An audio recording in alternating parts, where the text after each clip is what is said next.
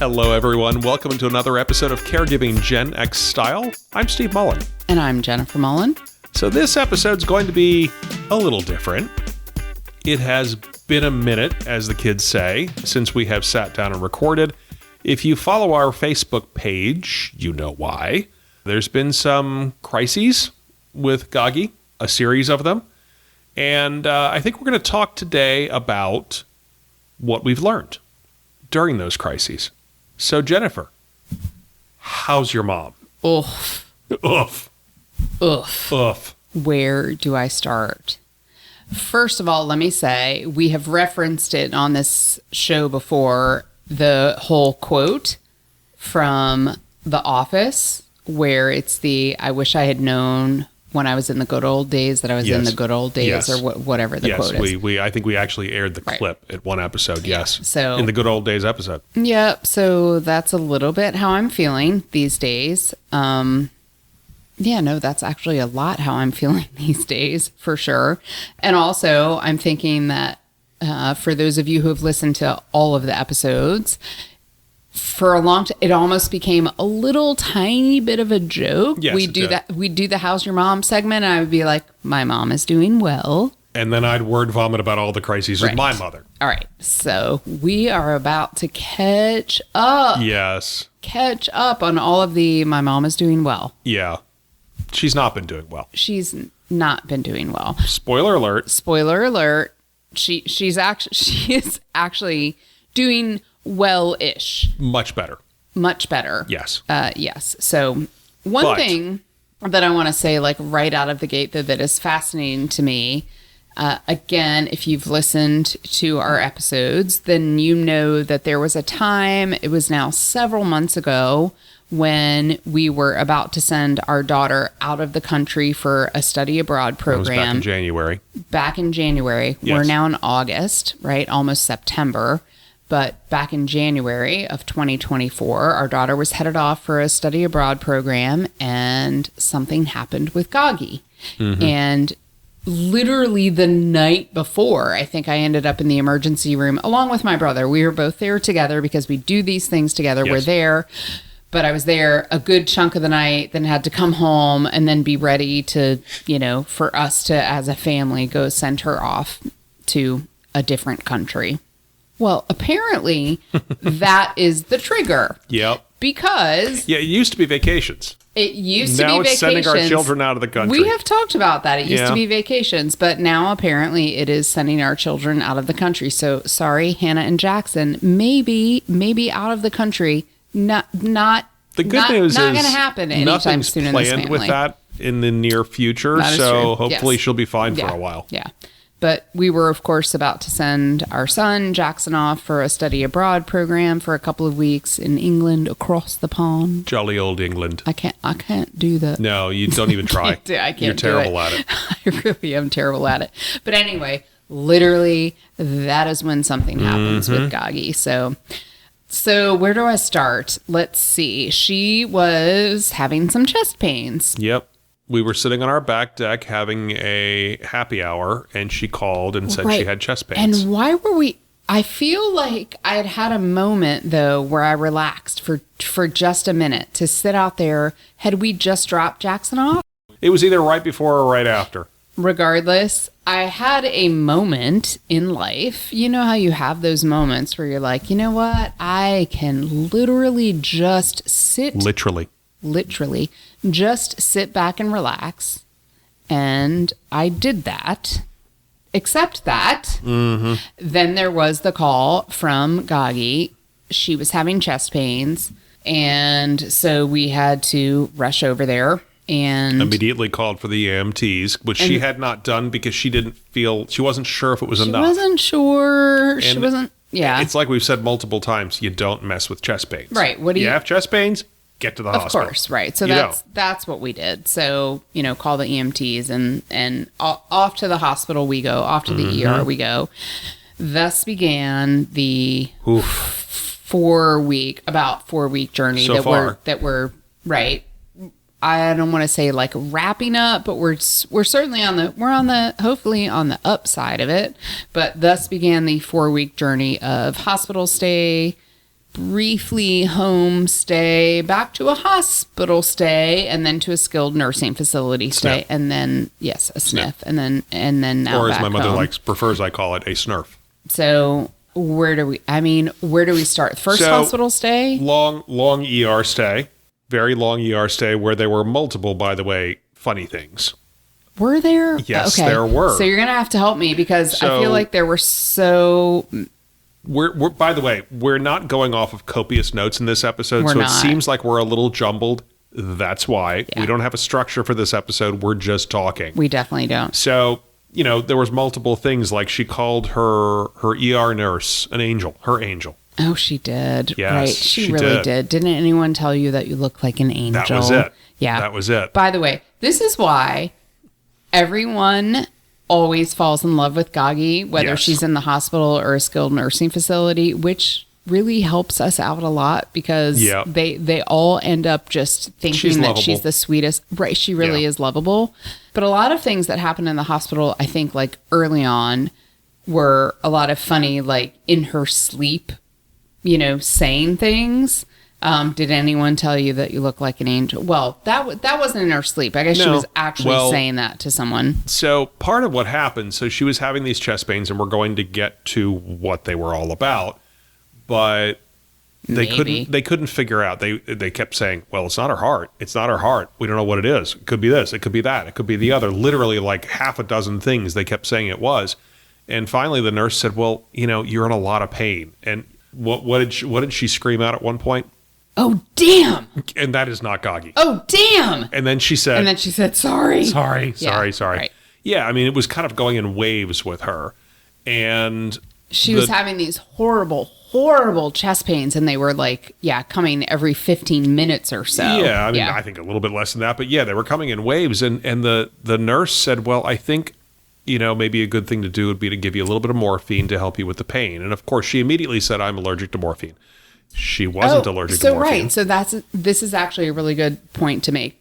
Let me just stop and say this for a minute. Don't always trust your loved one. Well, so even beyond that, I feel a little bit like I want to say to all of our listeners out there, this is not meant to be a self-indulgent episode. It's going to be a slightly self-indulgent episode because this girl needs to get it out. She's been through a lot. This is my catharsis over the last 4 weeks, but also I hope that in this moment where I'm sharing what's happened over the last 4 weeks, that we can remind everyone of a lot of the things that we have said on this show over the last year plus about things to remember, right? So the allergy thing. Right. My mom in the throes of pain, but I'm allergic to morphine. So I had already given the green light, the go ahead. Yes, give her a little bit of morphine because they're talking to me through, what we need to do to manage the pain and trying to figure out what's going on. Yes, sure. Right? Whatever makes her feel better. Whatever you need to do to make her feel okay. Because every 5 minutes or so, oh, damn! Right, exactly. Yeah. And it was horrible. I mean, she would scream a little bit. It was awful. Yeah, it was bad. So it was bad. Really, heart-wrenching really to watch it. So at the same time, of course. By the way, for the record, I was there for a large chunk of this ER stay. Yes. Till 2 a.m. Yes, you were. You were until I finally told you to go home. Yeah. Because, So, but I'm texting my brother, right? Because my brother and I are in this together, always staying up to date on what's going on with Gagi and how to take care of her. So I'm texting him. This is what's happened. He's like, I'm getting in the car. I'm coming right now. Nope, don't do it. Steve is with me. There's no point in both of us sitting here. We don't really know what's happening yet. And to be crass and real and whatever, I'm like, I don't think this is the end. I don't think we're at that point. So just you stay where you are. Let me kind of figure out what's going on. But I'm texting with him back and forth. The doctors are coming in. Let's give her this. Let's do that. Whatever. And I said morphine. Mom, in the meantime, has said, I'm allergic to morphine. My brother is texting me back. But wait, she's allergic to morphine. And then the doctors also at the same time are asking me, is she actually allergic to morphine, or is it that she just has these symptoms, right? Whatever. How did we determine ultimately? I think they then looked over her records. So well, this I think isn't I asked Mom. Wait a minute. I think I asked her and I said, Mom, like, what happens when you have morphine? And she said, oh, well, it makes me really sick to my stomach. And I think one of the doctors or someone. I think it was that one nurse that she called an angel. Okay, maybe that's what. Yeah. Who he was a veteran nurse. Making the connection of like, okay, yes. Yeah. Morphine does make a lot of people sick to their stomach. That's just a thing about morphine. That doesn't mean you're allergic to it. It just means that it can make you sick to your stomach. He said we're going to start out with a micro dose of morphine and see if it helps you and see how you handle it. And I swear, just a few minutes after he put that in, she just went, oh. Oh my God, it was this is so much better. Right? Like, I think, Steve, for you and I, who had been watching for the last couple of hours, the chest pains, we're watching it suddenly, like, just dissipate. Ease up. Ease up. That's a way better way to describe it. But all of that is to say. Well, and I'll say, let me interject for just a second. So this is, I guess, a good lesson from this is to actually know what your loved one's allergic to, because Definitely. I will say this, my mother, whenever she's in the hospital, the first thing they say is, what are you allergic to? And she'll say sulfa, which I know she's allergic to because I'm also allergic to it. Yes. And then she'll say, I know that. You do, Steve. yeah, you do, right. She'll forget it. I mostly she will forget that. it in 10 minutes. I know you're allergic to penicillin. Anyway. It's way easier to remember, right. I'm just saying. Anyway, but then she'll say, oh, and Benadryl. And every time she says it, I look at her, I'm like, really? And I'll say, well, what happened? Oh, it makes me tired. Benadryl makes everyone tired. And she's not allergic to Benadryl. Benadryl just makes her tired. So my point is know what they're actually allergic to, because that's really, really, really important. It is. And I think at the point that maybe my brother had texted me back, but she's allergic to morphine, ! Then I'm in a panic mode of like, oh my God. Oh crap, we're going to kill her. I am the worst child ever who doesn't even understand that my mom is allergic to morphine, except that you don't remember that I'm allergic to sulfa either, by the way. It's true. Seriously, this is an ongoing thing in our marriage. Jennifer can never remember that I'm allergic to sulfa. Caregiving Gen X style, maybe you should only listen to the one Gen Xer on this episode named Steve Mullen and not Jennifer. Well, actually. Maybe. I mean, listen, that's the thing. It's not going to kill me. Yeah. Penicillin might actually kill you, right? I mean, anaphylactic shock, that whole thing. Oh, definitely. Yeah, I mean, but I was having that moment in the hospital of like, ugh, what does this do to my mom? Yeah, but I mean, sulfa just makes me itchy, so it's probably not quite as big of a deal. All right, so see, gives me hives. Why I can't remember that? Oh, because you don't care. It. Anyway, the whole point is, as Steve just pointed out, like, please just truly, truly, like, understand, because it is amazing when you're in the middle of these situations, crises, and you think you've got it, you're down, you've got it, you understand. And by the way, I think I had brought with me the list of all of my mom's medications, and I'm thinking, I am on top of this. I got it. I've got her whole list of medications. And then suddenly we don't know if she's allergic to morphine or not. I know everything. Yep. And then I had a panic moment. Yep. But so anyway, we have this long hospital ER stay. Right. They finally get her into the room in the hospital. They finally get her into a room. And they're still trying to figure out what's wrong with her. Right. So this goes on and on and on and on and on. So the first section of the hospital stay is a lot of like trying to figure out what's going on. There were cardiologists, obviously, because it all started with chest pains. But every single one of them came in and said, we don't think this is a heart attack. We don't think it's a heart issue. But then they continued to treat it like it was one, probably because they had to. Yeah. And I remember being so frustrated. Now, from this point, I mean, yes, I was there until 2 a.m. from the initial ER stay, but then I was from afar, and I was just getting updates from you over the phone or over text. It was frustrating the heck out of me because I kept saying, they're saying she doesn't have a heart attack, but they're treating it like a heart attack. Right. Probably, again, because they had to. Right. And you don't screw with chest pain. Right. So I think the overarching thing from the first hospital stay, and quite frankly, the second hospital stay, and we're going to get to that in just a moment. We're going to get to that in a minute. It's fascinating to me. You think that you go into these situations and doctors know all.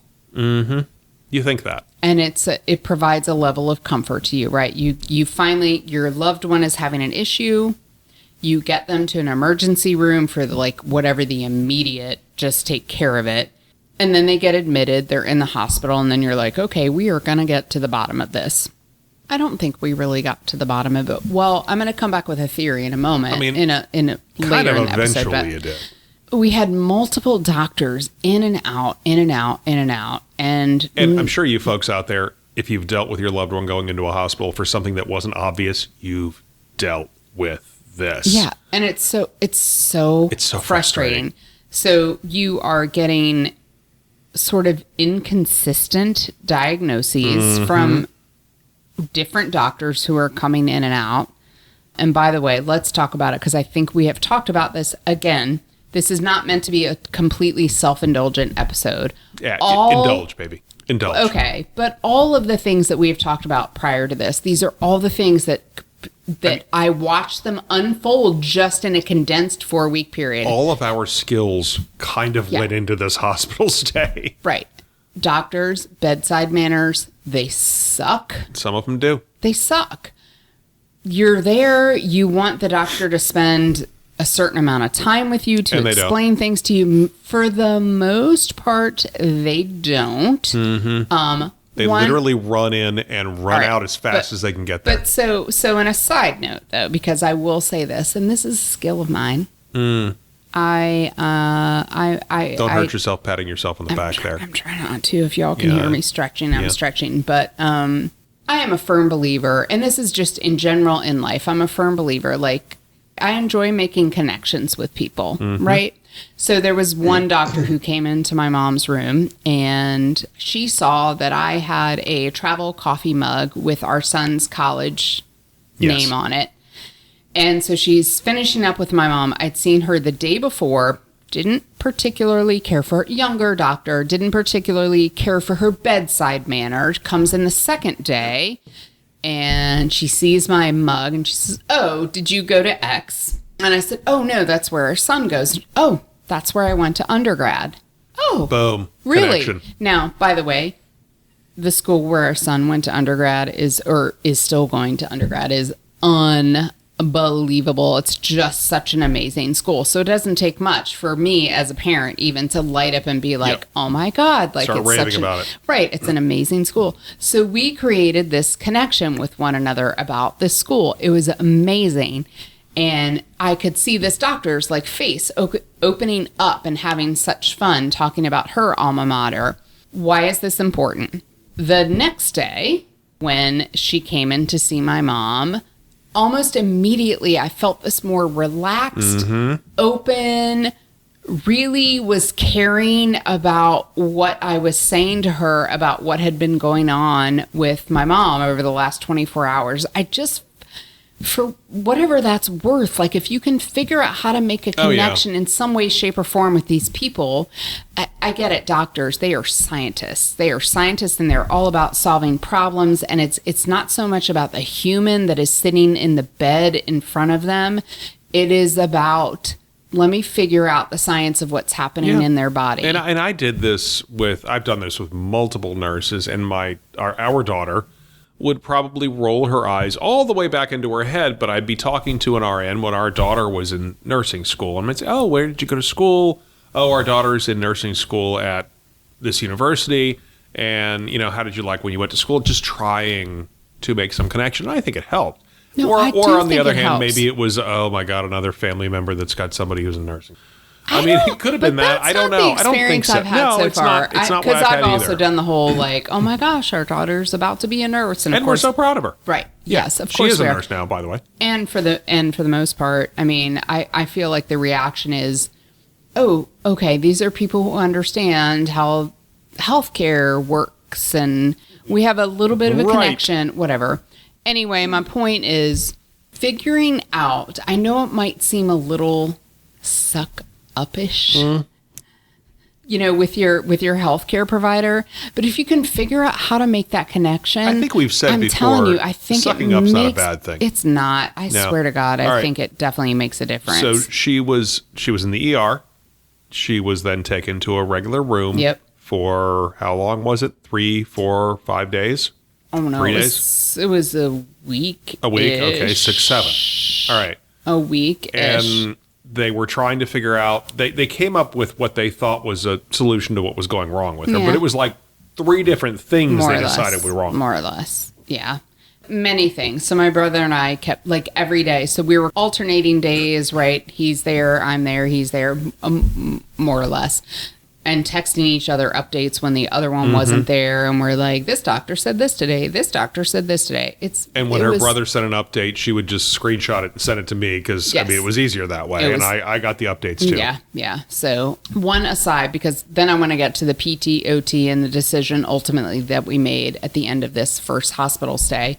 I have to make one just funny note about the hospital food because I feel like we've talked about this before. Yeah, we have. So Another experience with hospital food. Now, I will say, Gagi, she wasn't hating the hospital food. It actually was not terrible. But I was cleaning up in her room one day, and there was like the whole like welcome bin that they give you, which has like a toothbrush and toothpaste and really bad mouthwash, everything. Really bad. A little spit basin. Right. Yeah. So they set it off to the side, and in that is like this brochure that's all about the hospital food. Yeah. And I look at this brochure, and I look at the pictures, and I was like, that looks like a gourmet restaurant I would like to eat at. Yeah. I'm like, I don't think the hospital food looks like this. Well, all right. So let me. I even had a joke. Like, I snapped a picture of it. I sent it to my team at work so they know, right? My whole team knows I'm going through this. I snap a picture. I'm like, I don't know about y'all, but I'm not seeing hospital food that looks like this. So point number one, I mean, it's very similar. You know, you see commercials for fast food restaurants on TV. The fast food burger never looks that good. Here's the thing, though, about hospital food. It's not like they're going to get up out of their bed and go to a different hospital. Right. To get They have different no food. choice. It is what it is. It is what it is. I don't know what the point of that is. I was kind of making fun of the brochure, except on the flip side, what I will say. So that was very early on in her first hospital stay. I was making fun of it, except that the food that was coming to her, actually, it wasn't terrible. Did it look like the brochure? Maybe not so much. No, but the it wasn't food, terrible. I mean, my mother's been in that terrible. hospital a number of times. Actually, you have stayed in that hospital. Yes. When you gave birth to both of our children, Yeah, I don't same remember. hospital. Yes, but I only remember having babies. I don't remember eating food there. But my point is I that did. overall, the review that I've gotten from my mother, who was extremely picky about her quality of her food, Well, she is. Yes. has been that it's okay. You know, that's about as good as it's going to get for hospital food. It's okay. Yeah. Well, okay, so then we get to the PT and the OT part, right? This first hospital stay, obviously, there's physical therapy, there's occupational therapy because we need to get her stronger so that she can get back home, and that's happening. And lovely, lovely therapists at the hospital, cannot say enough nice things unlike about the them. experience that I've had with them. Which is I had some bad experiences at the with same them. hospital. At the same hospital, which is crazy. Yeah, but I think part of it honestly is that my mother's in a wheelchair. Your mother, it's a different is situation. capable of getting up and walking, and That's true. and that's really what they want. They want them to work them toward getting up and walking, and my mother is not physically capable of doing that. I do think we talked about this on a previous episode. Absolutely. That there was a misunderstanding and misreading of the chart, whatever it was. They did not understand that your mother was not going to stand up and walk. Every time I was in her room, a new PT person would come in and say, okay, well, how much does she walk? No, she doesn't walk at all. Yeah. She's got one leg that doesn't really work very well, and she cannot walk. Right. And they're looking at me like, oh, crap, what do I do now? So, which is weird. I know. Weird. And this is a problem that I've had with PT people everywhere. I don't get it because that's kind of what they do. Right. But with your mother, she is capable. Well, she was weak. But if they got her stronger, she was capable of getting up and walking. She was weak. And this is a reminder to everyone out there, right? If you have someone who goes in the hospital, especially if they are elderly, the rapidity with which they lose their muscle memory, their muscle mass is it's astonishing. It really is astounding. It's astonishing. I'm trying to remember now what I heard one of the physical therapists at one point said something like, for every day in the hospital they lose X amount, or for every week X. Listen, for all the time that your loved one is in the hospital and mostly lying in a bed, they are going to lose a lot But that's the crazy thing about of muscle. my mother. And it's just, we've talked about how her side of the family is about as hardy as it comes. You know, we've talked. Good My mother, Eastern European stock. oh my God. Yep. Well, that's the funny thing. It's her and her mother. Her mother wasn't Eastern European stock. My mother, her father was Eastern European. But I'm thinking now it's the Scottish side of the family. So for anybody out there who's from Scotland, good, hearty, their families from Scotland, hardy people. They eat lots of haggis. I can't say the accent. I'm not Hearty. good. Hearty. Eat lots of haggis. Yeah. Yeah. Anyway, Can't do that it. was really awful. But my point is that you know, my mother had 2 hospital stays this year, and you know, it took some PT and to get back to where she was, but she rebounds so fast. She did. She really, really does. And I think that's a little bit of a unique thing with her. And I've said it fairly recently. Despite all the crap that happened this year with her, I'm pretty sure she's in the same state this moment that she was last summer at this time. She's basically the same person, same strengths and everything. But anyway, please continue. Well, so an interesting thing, though, is that, you know, I've witnessed that. So back to my mom is at the sort of the end of this hospital stay where we've had a couple of medical doctors, right? The cardiologist and the family medicine doctor who have basically said medically, she's great to go home. No problem. But did we get to the point now where they had discussed what her heart issue was or what her chest pain issue was? Oh, no, because... No, we'll come back to that. We'll come back to that, okay. We're going to come back to that all the way at the end, basically, because there's no answer for that. Spoiler alert. But anyway, here's a really interesting thing to all of you out there. If you have someone who goes in the hospital, you have the medical doctors who are saying medically she is cleared to go home. Yep. Right? Yep. We're medicinally managing her medical issues. Yes. Okay? She's fine to go home. Yep. And then separately, you have your physical therapist and your occupational therapist who are doing a whole other thing with your person. And it was a light bulb moment for me on the very last day that my mom was in the hospital stay number 1. Yes. 2 doctors had been in. It had sort of been indicated that she was going to leave that day. Great. We're all ready for it. So I was the one who happened to be there that morning versus my brother. It could have been either way. So I'm there that morning, and we had I don't know how to explain it other than to say it was a horrible morning. Trying to get my mom out of bed to do the most basic of things, to just get her... Walk to the bathroom. To walk to the bathroom. Yeah. It was scary. Mm-hmm. It was me and a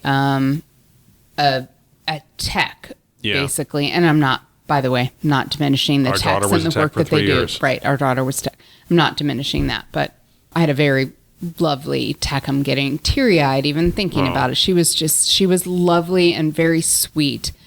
But we had a very scary time trying to maneuver... It's the only way I can say it. Like my mom out of bed to like take some steps and get to a bedside commode and then back into bed. It was awful. So, all right, let me just cut to the chase. Basically, what happened was she got part of the way there and ran out of steam, right? I mean, she was slumped over the walker, couldn't go anywhere. It was amazing she was standing up at all. It was awful. I remember like standing there. It's almost like I had like two realities going on, right? I had this reality of like standing there with my mom and helping this tech. And then in my head, separately, I'm having this whole conversation with myself of like, this is not good. I need to talk to my brother. I understand that we were very excited. They're going to discharge her from the hospital today, that medically she's okay. But I'm watching this and I'm like, what are we going to do? They're going to discharge her. And what are we going to do? And there was a decision that was before us. And there was a decision of, do you send her to a skilled nursing facility or do you send her home? Skilled nursing and rehab facility, a SNRF. All right. Right. I still call it a sniff. Yeah, I know, but it's a snurf. Stuck.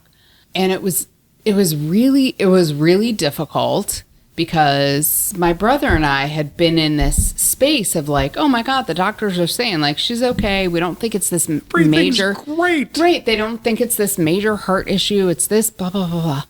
Sure. She can go home. And then I had this whole realization of, yes, medically, your loved one can be cleared to go home because there's nothing majorly medically wrong with them. But physically, are they prepared to go home and be back independent and be independent and to live in this situation? No. I had to step out into the hallway. I had to call my brother. I had to talk to him about it. I remember like hearing his reaction on the phone of being just a little bit shocked and stunned and like trying to orient himself to where are we now? Same as I had just been but yet he hadn't just seen what had just happened with Mom, which was like, oh my God, like she can't be by herself. It was upsetting. It was frustrating. It was a whole range of emotions. All of this is to say to all of you who are listening out there, right? Like you have to remember to trust your gut instinct, to trust that you understand the difference between what the medical doctors are telling you versus what the physical and occupational therapists are telling you. Yeah. Now, here's the caveat. Here's what happened. That was an early morning situation. And then PT and OT comes in later in the day. Let me tell you what. I don't know if Gagi was like, I am not staying in this place. I'm not going to a I'm not going to skilled nursing, whatever. She was amazing. Popped up. Walked. She popped up. She walked. I mean, did she walk in the most amazing way? By the way, when we say walk, like with a walker, with medical equipment aids, right? But she did what she needed to do. So by the time my brother gets there, then it's this what 50-50 situation. Yeah, it really. She was on the line. You got to figure out, and this is another. I guess it's a lesson. You sometimes there's no right answer. You could have you went one way. Well, you could have gone the other way, and there's no way of telling which one was the right way to go. For all y'all out there, here's what happened, right? It's a 50-50 situation. We had the medical doctor saying she's medically cleared to go home. We had the PT and OT who basically said 50-50. Like, if you said to us that she was going to be sent home with no one, we would tell you like 100%. That's a terrible idea. She must go to skilled nursing. My brother and I are like, we're going to be there. We'll take turns. We'll stay with her, and we just need to get her. She needs to get a good night's sleep. As any of you know, if your loved one has been in a hospital or skilled nursing, you don't sleep. Yes, they don't sleep. Whether it's because they have a roommate, whether it's because people are coming in and check on them. Whatever the situation is. So we had this whole discussion about like, okay, what are we weighing here? Medically, she's okay. We need to get her home so that she has a good night's sleep. And that's what was decided. 100% believe that if she gets home and has a good night's sleep, she's going to get her strength back. She's going to be able to sleep, and then we're going to be able to like work through some PT with her. She'll get some in-home PT. Her insurance would cover some in-home PT a few times a week, whatever. That was the route we chose to take. That was the decision. Then what? Right. So, which I think, again, my brother and I were faced with this 50-50. Send her home, send her to skilled nursing. She did not want to go to skilled nursing. For anyone who's listened, I think, for a long time, you may recall that we have mentioned in the past that we, with Gagi, my brother and I, with Gagi, had a horrific... That was terrible. Horrific experience at a skilled nursing facility. And that's all she knows about skilled nursing. It's the only thing she knows. Yeah. at this point. Then, like, it's my specific Jennifer's journey has been really interesting because I have my experiences with Gagi and my brother and Gagi, and then I also have my experiences with you, Steve, and your mom. And so I've had a whole lot of experiences with a skilled nursing facility that were not the one where my mom was. Oh, wait, can I interject for just a second? Because this was really funny. And you know about this already. But so, of course, you know, during all this stuff, I'm kind of keeping my mother filled in because it's, you know, it's your mother, she's my mother. Interested. She's interested. Yeah. She wants to know what's going on. And, you know, your mother went from the hospital to home. And my mother said, oh, well, shouldn't she go to rehab? And I said, well, that was a situation that had to be dealt with. She didn't want to go. She said, oh, I really feel like she should have gone. And I said, this is interesting because every single time you went to the hospital and had to go to skilled nursing and the words skilled nursing and rehab came up, you hollered out and basically started crying. Yeah. She said, I know. I said, you. Of all people. Of all people. Should not be judging anything like that because, and she said, you're right, I know. And later on, she said, well, I really think she should have gone to skilled nursing. And I know I have no right to say that because I didn't want to go either. But it was just kind of funny, the way she was thinking about, oh, she should go to skilled nursing. Yeah, you didn't want to go to skilled nursing either, lady. Yeah. I mean, listen, it sucks. Yeah, nobody really wants to go to that place. It's a terrible decision. But okay, so anyway. So, all right. So, and then, you know, my brother and I, home. We say, we are going to take her home. We can do this. We feel like she can sleep better at home. We'll get the in-home PT and OT. All be good. So we get her home and my brother stays with her for the first couple of nights. And then, you know, I come in the next 2 nights. All told, Wednesday, Thursday. My mom was home for 4 nights. My brother was with her for 2. I was with her for 2. Yeah. Here is the thing that no one could have ever predicted, which is that she had developed pneumonia. While she was at the hospital from laying on her back for however many nights. A long time. A week. And whatever germs are going around in the hospital. Yeah, and I've said this a million times. If you're not sick when you go in the hospital, you'll be sick while you're there. You know, it's it was just a the cough. way it works. My brother texted me. She's developed a cough. So we do that for the first couple nights when my brother's with her, the next, you know, night when I'm with her. But by the second night I'm with her, which is now 4th night home from the hospital. And during this time, I'm getting multiple calls to come help you. Well, right. Yeah. So, that starts. Yeah, there was one. Yeah. Yes, one that day and then one the next day. But anyway, just too long weak story to get short, right. She was getting weaker and weaker and weaker. And then she'd have a brief moment of it was okay, but then weaker and weaker and weaker. And it was quite frankly 2 of the probably scariest days that I've ever spent with my mom and taking care of her. My brother and I have shared times with taking care of her a lot over the years, but these 2 days were really not good. No. And in hindsight, you know, what I learned is you're in the middle of it and you're thinking, okay, I'm caring for this person. I know they're not feeling great. I get it. I just got to do what I got to do and keep trying to be positive and make sure that we're getting her all her medications, all the things that like you think you need to do. And then I hit the exact moment. So the morning, which was like the horrifying morning. It was a horrifying morning where I was trying to take care of my mom and having a realization that it was not safe. It wasn't safe to be doing what I was trying to be doing.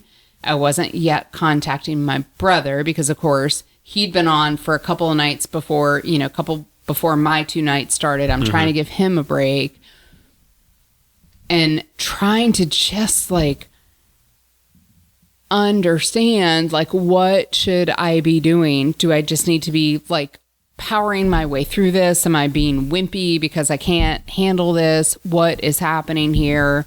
And then, Steve, as you referenced, this was now the second day in a row where we had got my mom, quite frankly, to be totally honest, like we'd got my mom to the bathroom, and I couldn't get her out. I couldn't get her off the toilet. She was wiped out. She just had no energy. None. Yeah. She was running on empty. Over. It was, and I couldn't lift her. Yeah. I couldn't lift her. She's about the same size as you. It was awful. It was awful. I'm a bigger guy, so I can come over and do it. But it was awful. It was pretty sad to come over there and see what you were dealing with. And I think that last time it was basically we have to call 911. We can't keep doing this. We can't keep doing this. So we've said this before. Thank God for the medical alert button. It's not that we couldn't have picked up the phone literally and dialed 911, but I mean, literally it was the press of a button and it was a please, like we need help. We don't know what to do. We need help. She's not well. Yep. So we get her back, another day in the emergency room. And here's a really interesting thing. And if I say anything here that maybe is helpful to anyone, like I really hope it's helpful. So get her to the emergency room. My brother, of course, meets me there. And we get her, she's back in a bed and being taken care of, really pretty quickly.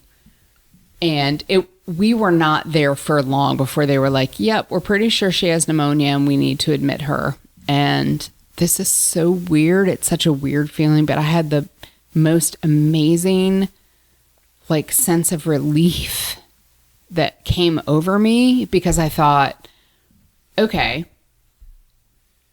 none of us are like crazy that like legit something is wrong with her. This is not right. This is not just she was in the hospital for 5 days and is tired. Yeah. Something's wrong. And a couple of days of a really challenging, like she had gone downhill so quickly in the short time that I was staying with her and trying to manage even just the most basic of things. Well, and it was, I've known her for a long time too, obviously. We've been married for, 29 years, together for 31. And I know her, pretty well. And to come over, and I hadn't seen the slow progression. I was dropping in, I was parachuting in, and probably been a week since you'd seen her. And to see the condition she was in when she was at home. It was awful. I remember, I think I said to you, I said, look, we are PR people. We are not PT people. Yeah. This is not our our strength here. We need to get her to some place where they can take care of her. And right now, that's not this apartment. Yep. And the sense of relief that I felt, and I think my brother and I both, like the sense of relief that we felt of like, okay, she is back in a place where there are people who are skilled and qualified to take care of her. Uh-huh. And by the way, not just skilled and qualified, but like she had pneumonia. Yeah. She needed literal like medical treatment. She was admitted to the hospital that night, back for another hospital stay. The feeling, I think I think what happened with you was the feeling that you didn't have to be in charge anymore. Somebody else was in charge. Definitely. Which is like it's a weird, again, for all of you. You don't want to feel that way. For all of you caregivers out there, like this is what I'm trying to say, right? Like it's a really weird feeling to have because you're the person who is, or someone who's in partnership like I am with my brother. You're caring for your loved one. You can do it. You can do all these things, except that there are certain points where you cannot do all of these things because you are not qualified for it. Mm-hmm. And it is okay to feel a sense of relief of, I'm telling you what, that night when I came home and I got to go to sleep, I was like, I can go to sleep. She's taken care of. I can go to sleep. I can go to sleep knowing that if there's an emergency, someone will call me and I have my phone right here. But she's okay and people are taking care of her. Yep. it's such a weird. Yep. It's a whole weird thing. So she was in the hospital for, so she was in the hospital for yet another week-ish. 5-6 days, something like that. A week-ish. Yeah. And then legit, it was time for her to leave the hospital. No one doubted that, except that because of that scare that we'd had of those like 3.5 days of her being at home, my brother and I, this was not no question. Hey, you really need to go to skilled nursing. She was like, I'll do whatever I need to do, which was awesome. Good. She knew it. We knew it. She had to go to skilled nursing. So we get her to skilled nursing. And she goes to the same place where my Nana mother had has been 5 many times. Yes. 5 times. So very familiar with it. Very familiar. I was very familiar with it for sure. Yeah, so get her there, and it was exactly what you would expect out of a skilled nursing facility stay, which was first night, not great. I mean, I'll never forget, like, I go to see her the day after. My brother is the one who manages the transfer from the hospital to skilled nursing. Then it's my turn to sort of take over. I go later that day, then leave. She stays overnight, and then it's my turn for the next couple days trying to give my brother a break. And I go the next day, and my mom was like, "This place is horrible." Mm-hmm. Okay, is it really horrible? Like, what is happening here now? Skilled nursing, right? Skilled nursing is going to suck in many ways, no matter where you go. Going to suck. Yes. And it sucks that we have to tell all of you that skilled nursing is going to suck, but it is going to suck.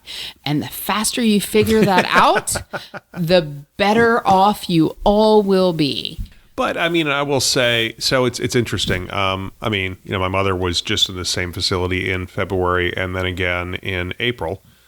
And I remember her saying, are they under new management? Because it's so much better here than it used to be. But again, that's a snapshot in time. And I said, well, I think they're fully staffed, which they weren't last time you were here. And I don't know if they were fully staffed when your mother was there. It's a snapshot. It's such hit or miss going into one of these places. If they're fully staffed, things are going to be better. If they're not, they're going to be scrambling around trying to take care of all the patients. Yeah. So, I don't know where they were in that spectrum during this time. I mean, I noticed an awful lot of employees there that I recognized. And, this was funny. So while your mother was there, I came over, I think, on the weekend to just visit. And I walked past the nurse's station, and one of the nurses looked at me and said, "Oh my God, is your mother back again?" I said, No. Mother-in-law.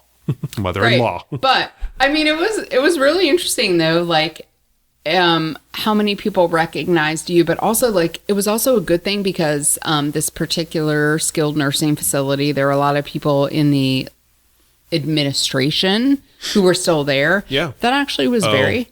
I had a good contact with the social worker, social services, with the administration. Yep. And the nurses and everything. Yeah, it was very helpful. Very helpful. I mean, so we get past the first day of like, this place is terrible. I pressed the button. No one came to get me, whatever. Not whatever. I shouldn't say it like that flippantly. It sucked. It's terrible. But also, in the end, like someone is going to make sure that you get all your medication, that you are in a safe bed, that, whatever. It's going to be okay. And I think by the end of her stay there, she was appreciating that place a little more. I think she was. I think between my brother, my mom, and I, we had a wide range of emotions about everything from the nursing care to how the administration handled things to the coordination of care, which that's a thing. The coordination of care. When is insurance going to run out? Who's going to cover what? How quickly can we, once she's discharged, get PT and OT? By the way, when are we going to know that she is going to be discharged so that we can manage some of these things? It's a lot of moving parts and pieces. So, if I can say anything to anybody out there, it is I feel you. Like, it is so much. There's so many moving parts and pieces to try to like manage. My piece of advice would be, definitely lean on the social services person at these facilities. Just ask the question, hey, I'm sorry if this is a dumb question, but X, Y, or Z, whatever your question is, ask it. You have to ask the questions. You can't just assume that you know what you think you know, right? Because it's not always the case. Oh, so complicated. It's all very complicated. We did find out while your mother was staying there that the social worker that I'd gotten to know extremely well is leaving. Yeah, and if my mother needs to go to a sniff, that's where she'll go, and I won't know the social worker anymore, and I'm going to feel so lost. I know, right? She was amazing, both for you and your mom. Yeah. Many times she was an amazing resource. But so if you're listening, Emily, we thank you. Yes, we do thank you. But remember, like, the resources that these places we can't stress this enough. After having been through this like so many times, and when I think back all the way to the first couple of times, Steve, when you and I had our moms in these places, and you just kind of go with the flow. You don't know what you're doing. You're just kind of like, just keep swimming, right? Just keep swimming. Like Dory and Nemo, like just keep swimming. Except that then you learn, wait, I need to advocate for my loved one. I need to step up. I need to ask the questions. I need to do the whole, hey, I'm here this morning. Hey, by the way, I am leaving. I'm leaving for the day. We talked about this recently. Make a big show about the fact that you're leaving. Right. So your mother was at the SNRF for 2.5 weeks. Yeah. Yeah. And then so we got her home about a week ago. Home. Yeah. And so now my brother and I are rotating 24/7 care with her, making sure that she's home safely and able to do all of the things that she needs to do safely. So in-home PT that was prescribed, we got a day, like right out of the gate, in-home PT. And then it was, we're really backed up, so we're not going to get to you for another week, which I'm still, by the way, as we sit here recording this episode, waiting for a call for this week's, stuff to get started. That sucks. So I feel like my brother and I are earning legit PT and OT certificates, postgraduate certificates with PT and OT. And frankly, Mom is probably like wishing she had the real PT and OT people, because let me tell you what, my brother and I are like, chop, chop. We are drill sergeants with her. Yep. You must get stronger. I think we've talked about this before. Like, your mom, Steve, is in a financial situation, fortunately, where she's been able to now be in a really nice assisted living facility. Yes. Well, now. The one before we didn't love so much. Gagi, not in that same situation. And so, our goal is to have her live independently for as long as possible. So for right now, that means, my brother and I are taking turns staying with her. Which is why we've had such a hard time scheduling recording this because and let me open up the veil a little bit more. So we just took our son to college. Well, Jennifer did. I had a work thing where I couldn't go with her, but she just took him down to college, moved him into his dorm, and then immediately went off back to her mother's. So anybody who has kids who have kind of flown the coop off to college, this first couple of weeks after they leave, man, it's quiet in the house. It is so painfully quiet. Not only that, but my wife wasn't here either. So I'm the only one in the house, and I'm like, the whole place echoes. It's like I'm walking down the hall. It's like step, step, step, step, step, step, step. I mean, the whole place, it's been so damn quiet here.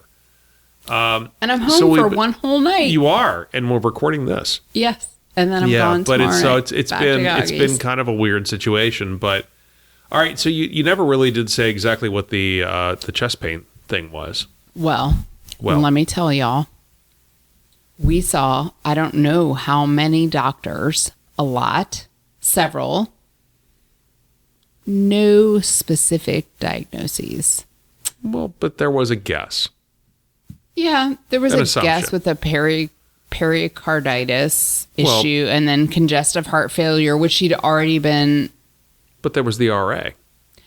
Well, no. So here's yes. So this was one potential theory is that Gagi suffers from rheumatoid arthritis, which if you don't know anything about it, it is a horrible disease.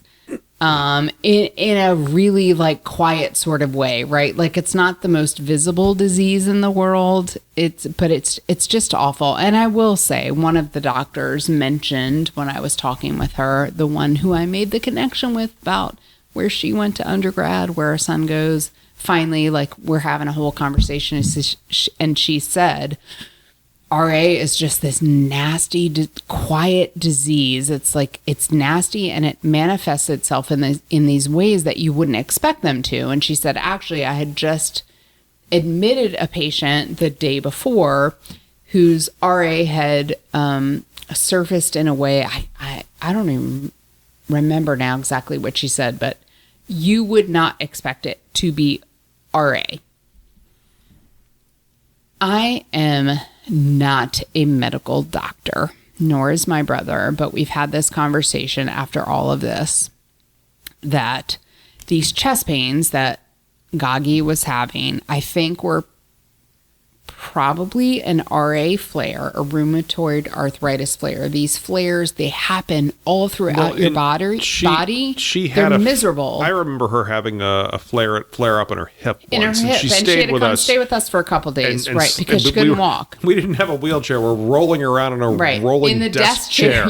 The desk chair out and I mean, we didn't know what else to do, and it was 2 days, and then she got past it, right. And that's what happened. So, yep. And so my brother, which is weird because it's not a joint. So it makes no sense. We just talked about this today, actually, as we were doing I'm now home for my night, and my brother is there, and we did the whole handoff and having this discussion again about, I think it was this horrible RA flare. Now, that's a hindsight thing. Mm-hmm.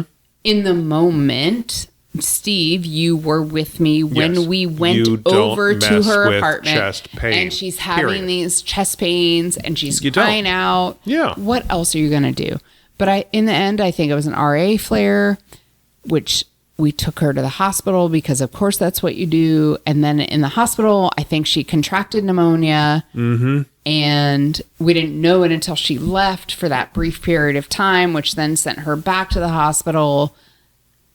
And what was exacerbated on top of all of this is that she was lying in a bed for like the better part of 3 weeks. Mm-hmm. And when you are 84, that is not good. It's not good. And it sucks. So again, if you're not sick when you go to the hospital, you'll be sick while you're there. Right. It sucks. It's just a fact when you're 84 years old. So, all right, wait a minute. So we're going to end this episode on a couple of fun notes. Yes. All right. So the fun part of mom being in the hospital is when she's like under and or just like sleeping really hard. Right. We get some good quotes. Yep. We get some good like sleeping quotes. So first of all, I mean, one of them was, I think this might have been you and me, Steve, sitting there with her and talking about something. And then she, we think she's like, don't whisper on the side. Yeah. Okay. She thought we were talking about her and we weren't even doing that. Some random things. Let's see. So Hannah's our daughter, right? So she said, hey, Hannah, did you ever do anything with the toilet paper rolls? They make good insulation in the winter. Really? What does that even mean? I don't know. Let's see. What are the troopers driving that are that small now? I don't know idea what that means. There might have been some news item in her head. I don't know. State troopers, they're driving small vehicles. I don't know. Now, this was a funny one to me because I say this to her all the time. So we all know if you have older people in your lives, they start to stoop over, their head starts to slouch a little bit. So I'm constantly saying, straight. stand up straight, stand up straight, stand up straight. And in her sleep, like Mom was saying, remember to stand up straight. Yes, you should 100% remember to stand up straight. So it's been a lot the last month for Jennifer. Right. I would like to. And really the whole extended family, you know, obviously your brother, me to a tiny extent. It's been a lot. It's been a lot. So let's say this too to all of you out there who are caring for people. It's not just the you're caring for someone, and that's a lot, and it's stressful and it's heavy and all those things. But if you happen to have someone else in your life, a spouse, a partner, whatever that might be, it's a lot for everyone. It puts a stress. You're away from them. They're also having to listen to you or take calls from you as you are trying to like take a walk and get 15 minutes of fresh air and saying like, oh, like it was a rough morning. This is probably the most I've been apart from you since really the situation that led to the beginning of this podcast where your mother ended up having to be in the hospital and have part of her bowel removed. I mean, it's weird because I'm literally either at work or here. Or now, yeah. No, or at my mom's. At work or at your mom's, yeah. Right, that's my point. Like I have watched so many stupid movies just by myself in the living room over the last few days. I've also watched a number of stupid movies. Okay, so here's the trying to find the positives in things, right? I don't slow down very much. I don't stop very much. I don't sit still very much. I think Steve would, Oh, I 100% agree. All right, yeah. So I will say that I don't love the circumstances that lead to this, but when I am staying with my mom in these situations, I do slow down a little bit. She was a little annoyed at me because yesterday I did kind of clean her apartment from top to bottom. I know what it's like when you go on a cleaning binge. But what else could I do? Because it was like so frustrating when you go on a cleaning binge. It was a whole long day. Oh my God. But also, we watched some good movies. She slept through like half of each of them, and they were a lot of Hallmark movies, which I will say, listen, let me save y'all some time. Boy meets girl. They don't like each other. There's some tension, but I'm going to tell you that most likely they're probably going to fall in love. End of story. It reminds me of when my mother was in the hospital from her last back surgery. One of the things I tried to do was when I went there, I figured, you know what? I think she'll like The Crown, the show on the Netflix show. I thought she'd like it a lot. I really did. That's a good one. And I said, so we should watch this show. And I brought my iPad in and I'd set it up on the tray table in front of her. And she'd make about 10 minutes in and fall asleep. And, the next day we'd try to finish up that episode. She'd make it 10 minutes and she'd fall asleep. When she was finally, out of the hospital, 6, 8, 10, 12 months later and had Netflix on her TV, have you seen the show The Crown? Yeah, so have you. Like little tiny bits of it, 10 minutes at a time. But I think you'll like it. Yeah, give it a try. Yeah. Go ahead and give that a shot. Yeah. I've enjoyed spending time with my mom, even though it's not been under the best of circumstances. Like we have enjoyed some time chatting, watching really bad TV. Yep. So that's that. Yep. So the most important question of this whole episode, Steve, how's your mom? I wouldn't say it's the most important question, but how is my mom? She's doing great. I mean, really, there's not a whole lot to talk about. I mean, she's had little things. Her apartment flooded. And if you've been listening for a while, that's happened before at a different assisted living. It was an air conditioning thing. But, I mean, they handled it. It's dealt with. And they are taking care of her. And I'm so happy. Yep. And I don't feel like I need to show my face in order to make sure she's taken care of. Because they are taking care of her. So I don't have a lot of complaints. And if you know me, that's saying a lot. Nice. Well, I appreciate all of y'all indulging me, Jennifer, a little bit with this episode that was quite frankly a catharsis of getting all of this out. It's been a long month, and everyone in my personal life, like personally, has been very patient with just me having to really not be terribly available we haven't been able to hang out with our friends. Work has been, obviously I've done work, and by the way, You've done a good job. There's been some big things that have had to happen at work, and I've helped make those things happen, but I've also just had to step back a little bit, and I'm so fortunate that I've been able to do that. But yeah, I appreciate all of y'all letting me just get this one out. Mm-hmm. And thanks so much for listening to this episode while Jennifer vomited out all of these things. If you want to get in touch with us, you can email us, caregivinggenxstyle@gmail.com. You can send us a text or leave us a voicemail, 804-723-1221. If if any of this reminds you of anybody, of your own situation, please just let us know. And you can also find us on Twitter. The handle is @GenXCaregiving. The big thing, we're on Facebook. We have our Facebook page, and that's really where we update the most. So go to the link in the show notes, follow that over there, and click on like, and you will keep updated on what we're doing. So I hope you have a great day. Thanks for listening. Good night, everyone.